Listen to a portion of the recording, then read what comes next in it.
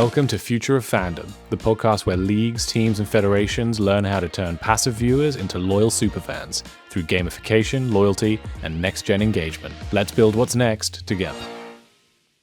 Hi, everyone. Welcome to a new episode of Future of Fandom. Today, we're glad to receive Patrick. Hey, Patrick, how are you? Hey, Sam. I'm very well. How are you? Well, it's an honor to have you with us. Thank you. Looking forward to our discussion today. Yeah, great. So before we get going and start asking the questions, can you give a quick introduction of yourself? Sure. So my name is Patrick Mostboeck. I'm with Sportradar almost 12 years now, including a tenure at Sportsman, which was acquired by Sportradar in 2016. And my role is to lead our efforts in and around fan engagement, which in Sportradar comprises of our streaming business for both our sports betting clients as well as our media clients, but then also going into all the statistics tools, betting engagement tools we provide into sports virtualization. So quite a wild mix of different things across the sports betting, but also the media and broadcast domain. And ultimately also very happy to work with some very exciting rights holders and sports organizations globally.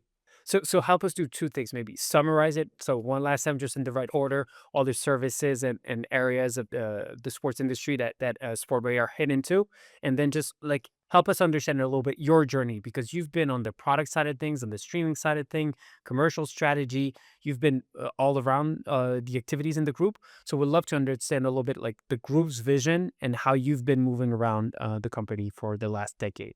Sure. So when we talk about Sportradar first, I think ultimately from a sports betting operator's point of view, I always describe it in a way of, I think if you are or want to become a sports betting operator, I think Sportradar can really help you all along the way. So from the most fundamental decisions about the betting platform that you want to have, to how you operate this betting platform in terms of the data and the risk management and the odds and so on, to the engagement and the marketing you have to have as a betting operator. So all these different building blocks you have to have is what we ultimately provide from a Sportradar point of view. And my own focus is when it comes to retaining consumers, and this is where obviously the engagement domain comes into play. And at the same side, obviously we have quite a focus as well in the media domain, as well as of course adjacent to this when it comes to working with sports organizations. And again, here our key focus is when it comes to sports data.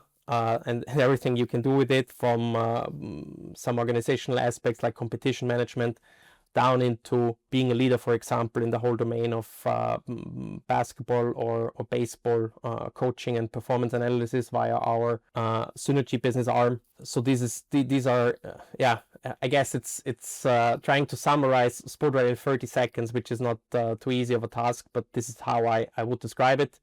If I talk about my own journey, I think it's a quite eventful ride. After all, so I very much started on the media side of things, working together with our clients initially in the German Bundesliga and around the German market for back then sports websites and the early stages of streaming platforms. And then we've built more and more into deeper and deeper experience into the streaming side, OTT platform side, which I had the pleasure to lead. As we were connecting more and more of the dots, my journey led then to taking over more responsibility also on the sports betting side of things. And this is where I ultimately ended up where I'm now in combining all those different industries and ultimately combining those domains into the products and services that we provide to our clients.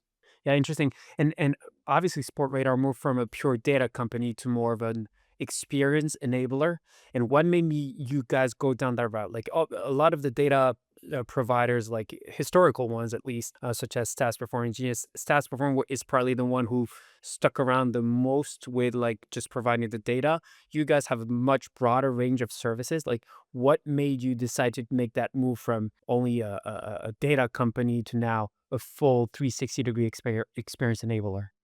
I think from my point of view, this has really developed over probably the last decade, and I think part of it is was our own vision and is our own vision and continues to be. But I think in parts this also goes into consumer demands, and then those are our clients' demands in what they want to have from us and have to have from us in being successful ultimately. And I think this has led us to provide the broad range of products and services that we provide today. And I think obviously there has been a couple of turning points. I think something that always still comes to my mind, even though it's a couple of years out now, is I think the timing around the start of COVID, or the early days of COVID, when there was really need to kind of think about things with a fresh mind. And I think if we look at the business of Sportradar today and a lot of the things we provide and a lot of the innovations that we drive, I think a lot of it, not all of it, but a lot of it resulted from those early days, because ultimately I guess we were also kind of forced to adopt and to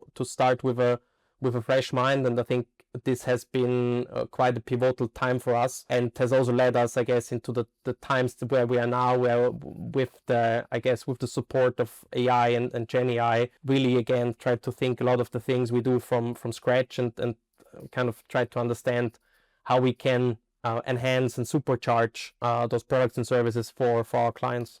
Interesting. And how do you prioritize, right? Because you have so many products, and like if we take your scope of work, you're mostly on OTT services and betting entertainment kind of features. Like, how do you decide, right? And if we take the example of AI, how do you decide to put more resources of AI engineers on one topic versus the other? And what takes most of your time, I would say, on a weekly basis on your side? What is really key for us, and remains to be the key decisioning factor, is the sports priority after all. So I think we really look a lot and try to understand a lot about sports priorities and sports trends. So, and as a result of this, we focus a lot on I would say probably 4 core domains, which is soccer, tennis, basketball, and then obviously also the US sports that we are in. Which doesn't mean that everything else is not a priority for us, but I guess when it comes to really focusing the resource, it's about understanding where the biggest need is, understand where the biggest demand is, and then prioritize accordingly. What we do to achieve this is to really understand sports at its core, because whilst there is of course a difference in across a betting or a media domain, where it comes together is the core of the sport and the interest and the demand of the fans and the consumers behind it. So you're more driven by the sports and the size of the industry of each sport than actually have a product mindset approach to it.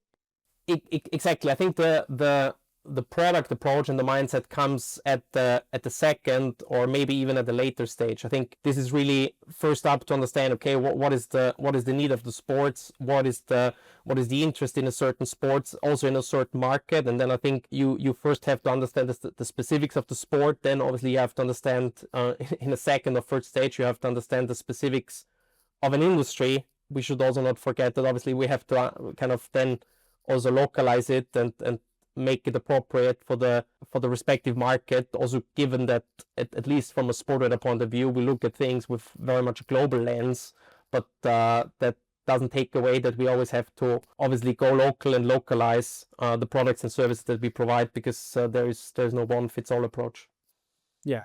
And you say focus on the industry, and that's an interesting one because you work across sports betting and media worlds. But are the behaviors of fans the same, whether they are in a betting environment or in a media world, or are they radically different?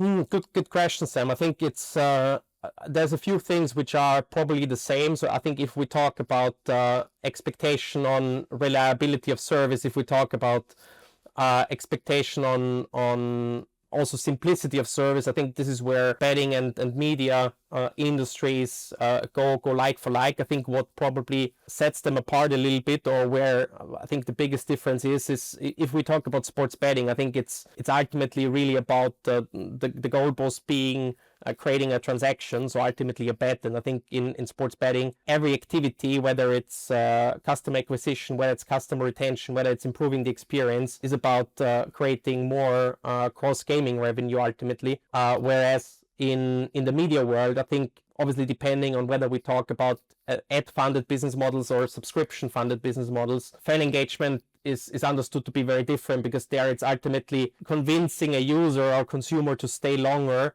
so that more ad dollars can be achieved, or it's less likely that a consumer churns from a from a monthly or annual subscription. And I think this is where in the goalposts, ultimately, I think there's differences in how to achieve this and how to create certain engagement. But I think the base layer that in terms of capabilities is very much the same between those industries.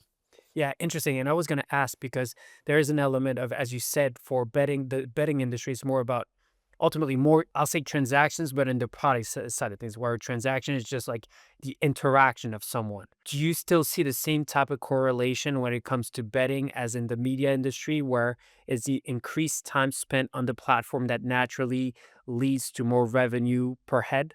Or is it a very different approach where it's more about the dopamine hits that you get on betting industries, where it's not because somebody stays long on the platform that he places a lot of bets that is the ultimate KPI?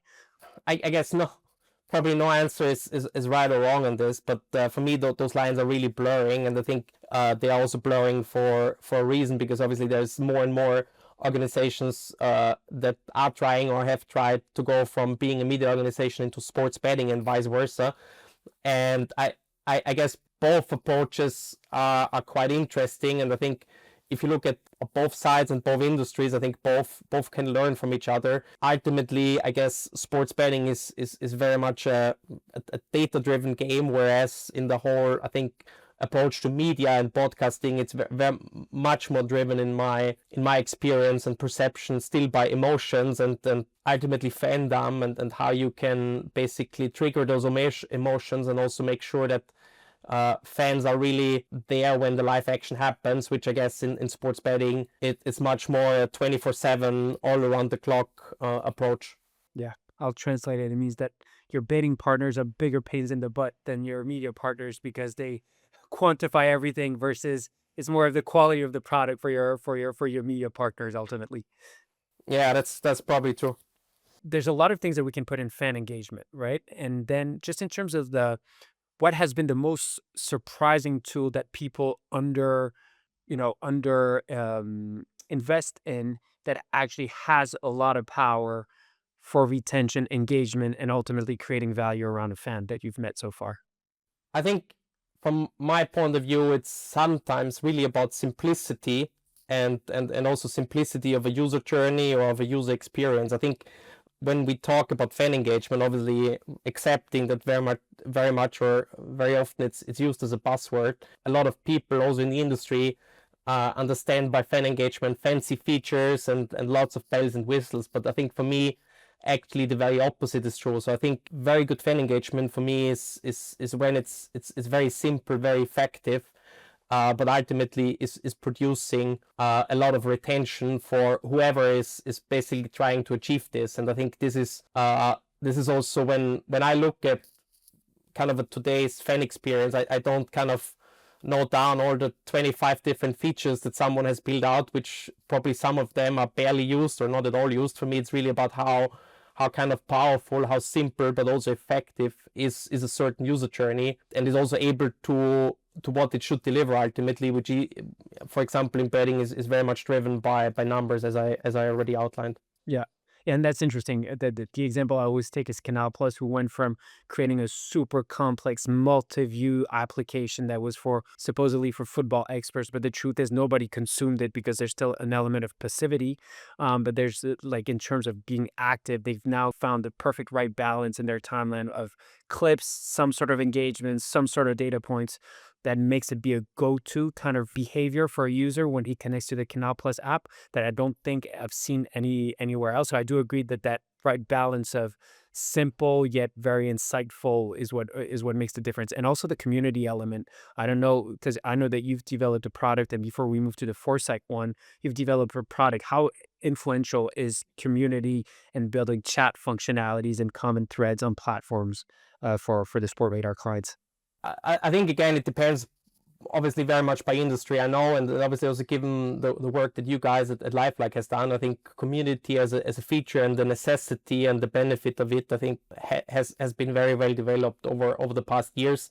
Probably not as, if you today would launch a new service, it's probably not the must-have feature you would have from day one, but I think once you have a certain user base, it's one of the key tools how to engage it. I think in the sports betting domain, for a very long time. I think community-driven features have always been understood as something that happens on third-party chat applications, whatever those might be. And I think this is a challenge we specifically tackled a couple of years ago together with a long-standing partner of ours, Betano, and have developed basically a betting-specific chat application from scratch. And I think the results, obviously, the team of Betano is much better equipped to talk about the results than I ever could be. But I think what we saw there is that it's really possible to also create betting-specific engagement within a community with a chat or with a conversational type tool, and also create incremental betting opportunities, and that was very, very refreshing to see. And so tell us a little bit more about your Foresight product before we describe it and the influence it might have on certain of your partners. Sure. So Foresight is something we are very, very excited about as a general direction, because taking our approach to streaming as a starting point, I think really Foresight gives us the opportunity to enhance existing streaming and make it more exciting, more interactive to a certain extent, but also more personalized for the respective audience. So we use in the meantime, I think Foresight across a number of sports. So we have Foresight versions, so augmented streaming versions of our streaming available in the betting domain across tennis, basketball, soccer, and table tennis. And we've also started or had our first deployment within the media industry using this augmented streaming technology. This is something generally we are very excited about, and where we also see that it creates additional engagement both in the betting as well as in the media domain. Interesting. And tell us a little bit more, because I think you deployed it with Peacock as one of the major clients that you had there. So tell us a little bit the influence it has had on consumer behaviors for Peacock.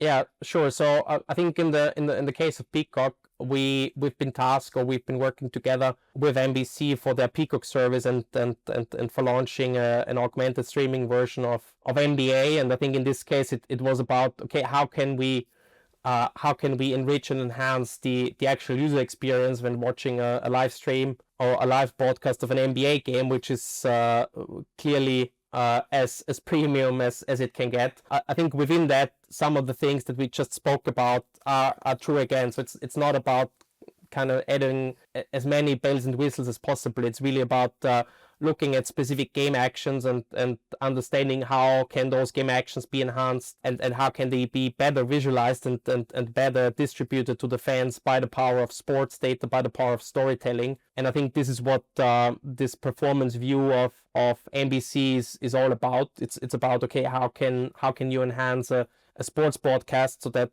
ultimately it creates more engagement. Fans are more likely to stay on for a couple of extra minutes within an NBA game. And I think it's been very exciting for us to be part of that.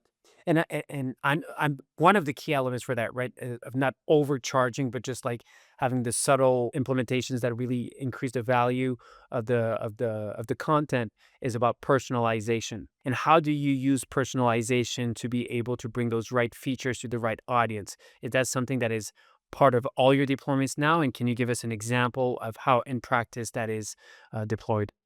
Very good question, because again, I think personalization is something which is very often used as a buzzword, and then I think it's really the question of how you can bring it to life and how you can deploy it.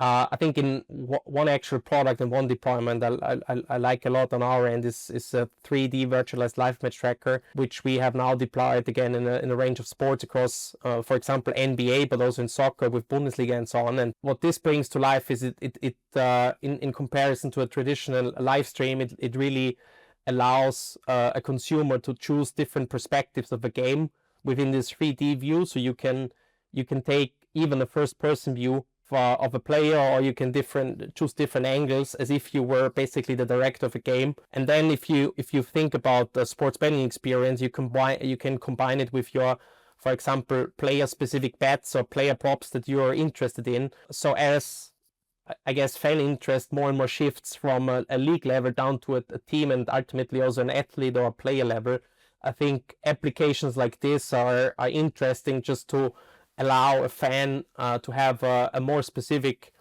experience, and partially also an experience that the fan, him or herself can choose actively, and make the corresponding choices too. Do they have to choose every time they watch the content, or you set it up in a way that where they choose once and then they have this custom adapted to their taste kind of broadcast coverage? So technically both is possible.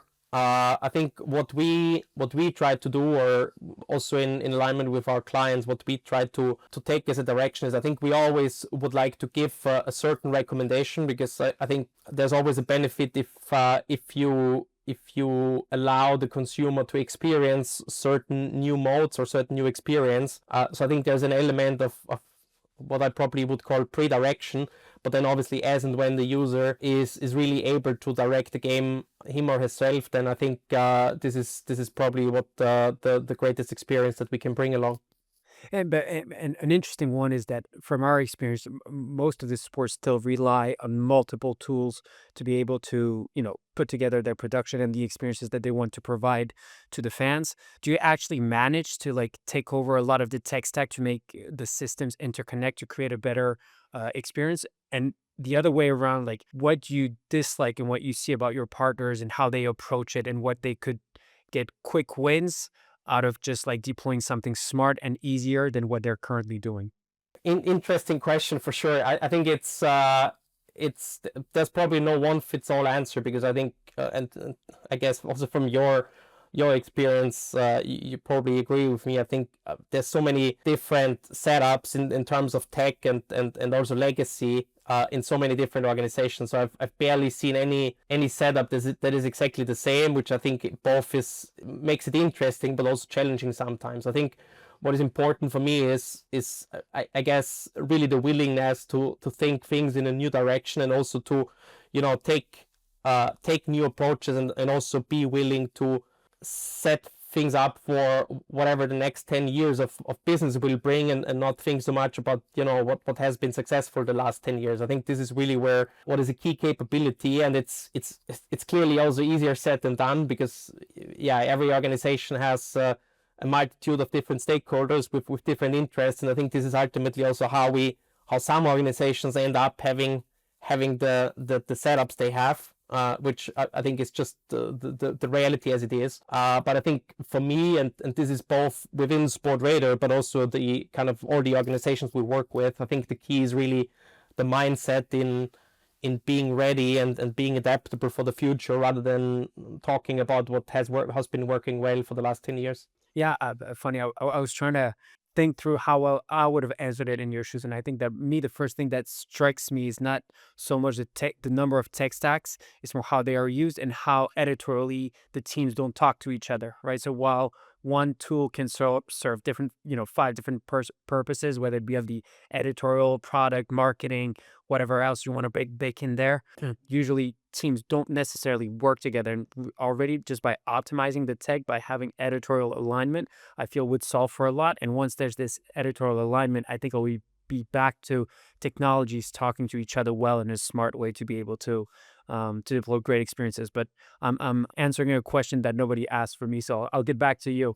No, but I think your answer makes a lot of sense to me. Just to let you know.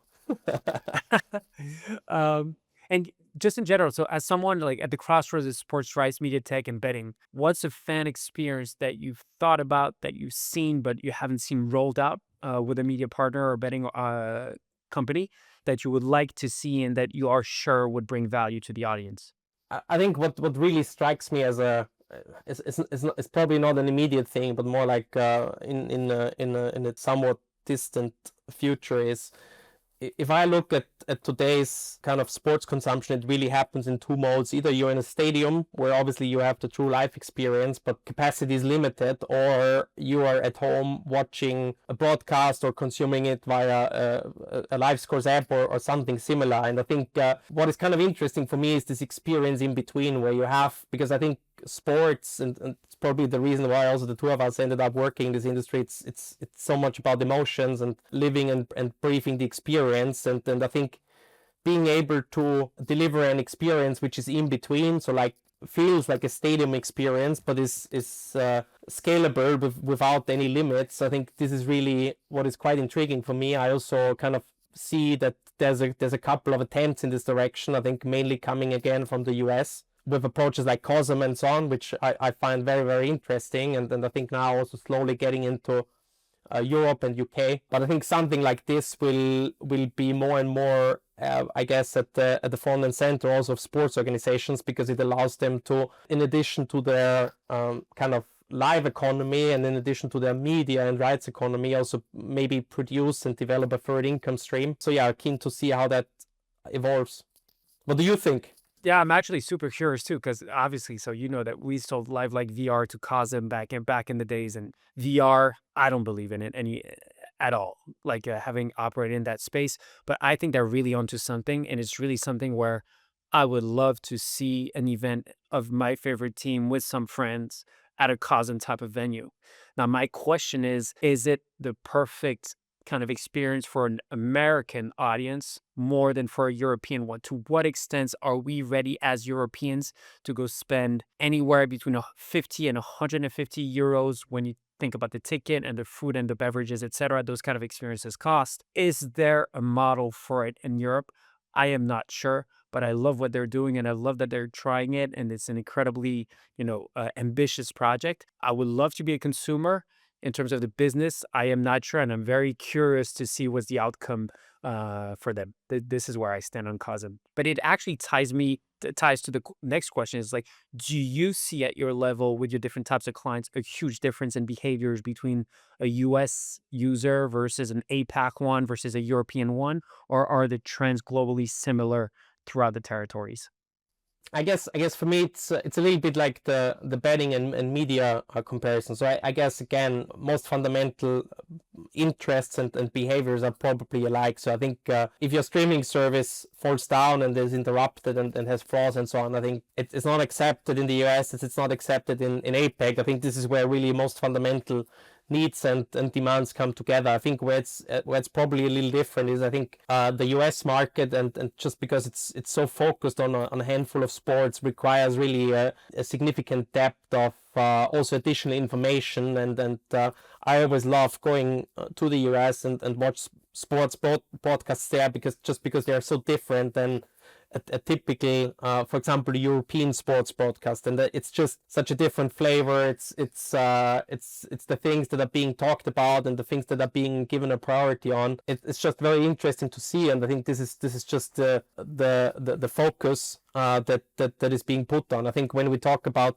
for example, Asian consumer preferences and things are being built on, I think there, for example, the whole aspect of community, of interactive features and so on has already reached a much higher level and is much more developed, for example, compared to the European broadcast. So there, I think all things community, all things interactivity are much more part of a commodity set of features and also consumer expectation versus compared to Europe. And I think this is also what makes it very interesting working at Sportradar, because I think we used to get in all of those different influences. Ultimately, we obviously need to build a product backlog for it across the different things we deploy, which sometimes is a task in itself. But I think that's a nice challenge that it brings along.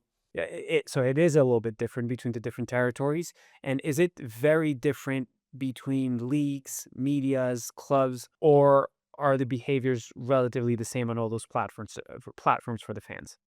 I think from a fan perspective, it's somewhat similar in a sense. I think ultimately, I guess everyone is fighting for the attention of the consumer and is trying to do it via the means and the interest of the content. So I guess where obviously sports is a little bit different than a lot of other entertainment that you can choose from, is it will be very hard to convince me watching a sport for an hour that I've never seen before, versus if you probably would serve me with one of the Australian Open matches right away, I probably would tune in for the next hour or two. And I think this is where obviously the main benefit of sports is it lives and breathes so much by emotion and interest and also sometimes legacy. It creates an opportunity for itself, but it also sometimes creates, I think, challenges that need to be overcome, as in, how do I develop my next generation of fans? Where do I get those fans from? And also, how do I sometimes even educate them on my sport, because I think one common mistake we sometimes do as we live in our sports bubble is we always think like everyone understands the sports we're working on, and there's no need to educate the new fans coming into the sport, which I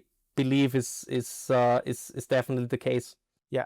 And one of the things that I know you do a lot of is work in the academic space. So like, is that useful to stay close to the academic space and like to the younger generations in terms of keep understanding the user behaviors that you actually take back afterwards in your everyday job? Or is that too much of a stretch? I love to do one or the other activity in the academic space. I obviously try not to teach too much at Sportradar. I do not get too much appreciation for that. But no, it's great to just exchange ideas and also see what's out there. We also at Sportradar, we recently had our first iteration of our global graduate program, and all of those graduates actually are located here where I am in Vienna in Austria, and so it gives us a great opportunity to bring new and fresh perspectives into the company, and that's just one activity. And it's I love being part of this graduate program in Sportradar, as I'm with one or the other academic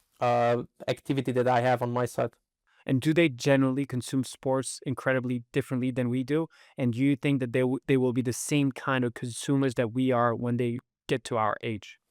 So it's interesting, because when we ran the assessment center this year for this graduate program, some of those colleagues didn't even watch live sports anymore, which obviously is to some extent our bread and butter business. So it's kind of interesting that you're interested working in an industry which you don't really kind of pursue yourself as a fan. That goes probably a little back to what I tried to outline before, is that I think there's also a need for all of us to really make sure that live sports is being consumed, whether at the stadium or live in its different ways and shapes and forms, because we shouldn't really take this for granted.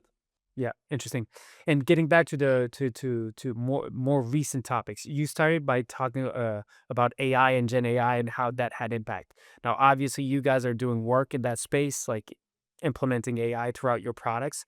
When it touches betting, right, and like the impact that AI could have with compulsory bits, how do you draw the line between the potential of the technology and the risks of a technology like AI and some of the behaviors it could provoke with the users? Yeah, it's a very good question. I think there's a multitude of different aspects involved. So obviously, I think as and when we introduce AI and Gen AI in the different components, I think we always are very mindful of it being applicable with the respective laws in the respective jurisdictions. It's obviously also a matter of respecting privacy and playing along those rules. I think a very important part is also being confident in what is ultimately out there and is being deployed. So I think whilst maybe more from an engineering point of view, whilst AI allows you to supercharge your work in many different ways and being able to produce a lot more code, I think it's also it's a lot about being confident about what is being deployed and also understand it and know it inside out. Obviously, there always has to be the human in the loop, and I think that's clearly a role that we follow, and that also our leadership with Bejat, who joined us now I think 1.5 years ago from Google is very much pushing forward. And actually, out of curiosity, has there already been a topic where you thought AI could create incredible gains for your clients if you deployed it and you were like slowing down because of ethical reasons? Or do you think it will be the other way around? Maybe you'll find something that works great and then the ethical will come, like just controlling that will come at a later stage because you won't be able to know until it's actually deployed. It's probably more the latter. And yeah, I'm sure there's edge cases, and there's also aspects that are getting well along in an intern debate, and I guess very much that's the same for many organizations within our industry at the moment. And one last question for you: if you were talking to the young Patrick 10 years ago or younger, I don't want to say that you're old on the podcast. What would you be telling him? Like what would be your advice to him early in his career? Big question. It's probably be patient. So obviously, and it's still a key problem that I have in in my daily struggles. Obviously, as everything around me is moving so fast, you always want to see your new product, your new feature, your new service skyrocket or bring additional benefits right from day one, which typically is just not the case. And I guess just accepting this has come a long way for me, and trying to better deal with it. Not to say that I'm the most patient person now, but I hope that I certainly have improved over the last decade. I would almost argue that impatience is a quality in the entrepreneurial journeys, but that's a whole other topic for a whole other podcast. True that. Thanks a lot, Patrick. Always great catching up with you. I'm sure that our audience will love this episode, and thanks for all the insights. Thanks a lot, Sam. Thanks for being on, and be in touch. Bye-bye. Thanks for listening to Future of Fandom. We hope you enjoyed the episode. Subscribe wherever you get your podcasts, and follow LiveLike on LinkedIn for more conversations with the people shaping what's next in the world of sports and media. Until next time, keep building for fans, not just users.